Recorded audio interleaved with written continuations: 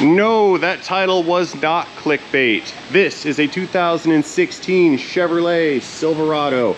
It is the Crew Cab Z71 package. This thing was here for some minor services. We did a transmission fluid exchange on it. I replaced the rear shocks due to a small leak, and we also replaced the broken front sway bar end links. Now, that's not what this video is about. I had not intended to do a video on this, but as I was backing this vehicle out, I discovered a critical failure that can cause you to wreck your truck in a parking lot. Okay, so like I had mentioned, I did some services on this particular Silverado, went to go ahead and back it out, and that's when I found the fatal flaw down below at the brake pedal. So I got in, started the truck, realized it only had 30 psi of air pressure in it, and I was going to back it up ever so slightly just to gain some clearance or from the wheels so I could fill the tire pressure up. I applied the brake, shifted the vehicle into reverse, and I started backing up slowly. And as I was inching back, there we go, the brake pedal got super hard, and now I have no brake pedal assist. Look at that. We're backing up, we're rolling, I hit the pedal, and it wants to keep going. Yep. I've run out of brake pedal assist. Now, the reason that can cause you to wreck your vehicle in a parking lot is if you're maneuvering slowly, backing in and out of a space, or inching forward, trying to let someone out, or even if you're in traffic and you pump that pedal too many times and deplete the vacuum reserve within the brake booster, you will not have brake assist, meaning you will have to stand on the pedal to get some hydraulic force built up to apply the actual service brakes. And some people would not be ready to apply, nor capable to apply that higher level of force needed due to the power brake assist failure situation. And I'm going to tell you exactly how that happens down under the hood. One more quick example. There it is. No pedal assist. And we're rolling. And I'm standing on it. There we go. So let's go under the hood real quick, and I'll show you guys what the problem is. Okay, under the hood here, we've got the typical 5.3 liter V8 found in millions and millions of Silverados, Tahoes, Escalades, etc. Now, on this particular engine, if you take a look down below the water pump right there, against the side of the engine block, yep, see it right there, that little pulley right there, that guy? That is a belt-driven vacuum pump. It bolts to the side of the engine block. What that vacuum pump sole purpose is to supply a vacuum source through this tube up to that check valve slash sensor, and it applies vacuum to the brake booster, which allows braking assist. Now, we had some vacuum going right there. Let's go shut this thing down and see if the restart will give us vacuum again. Okay, shut down. Restart.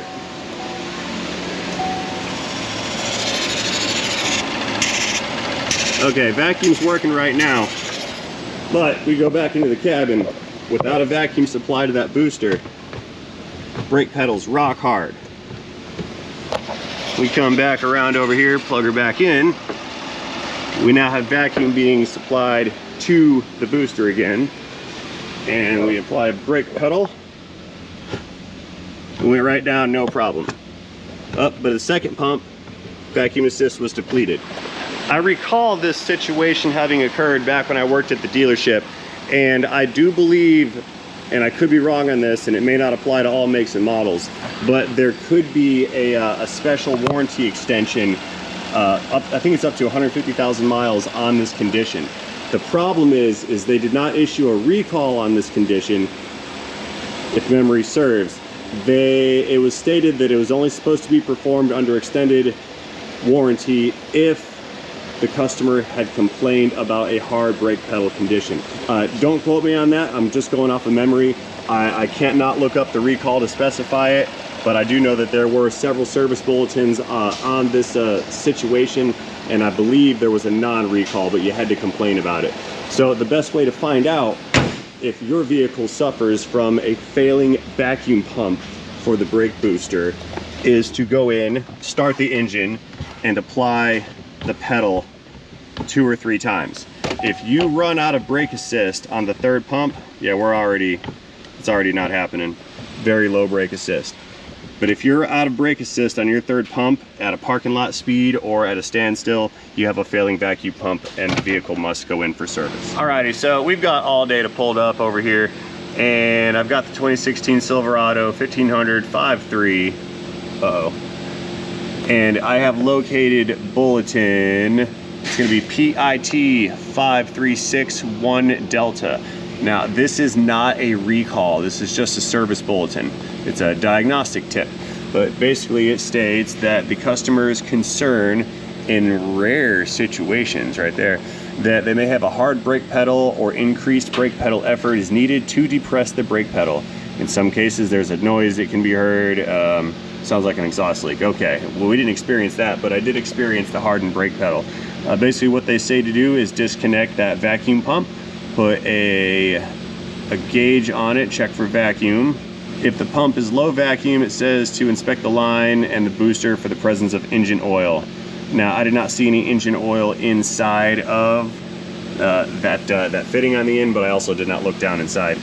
So what happens after that is if we find engine oil, because that vacuum pump is lubricated with crankcase oil, if we find engine oil, we're supposed to replace the vacuum pump line between the booster and the pump, the brake booster, and the master cylinder. Dang, I guess that contaminates the seal on the back of the master.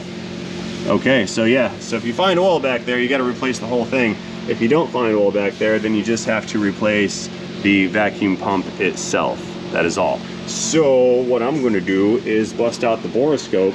We're going to go back under the hood, and I'm going to look down inside of that brake booster with the scope so we can see if there is engine oil inside of the brake booster. Redo.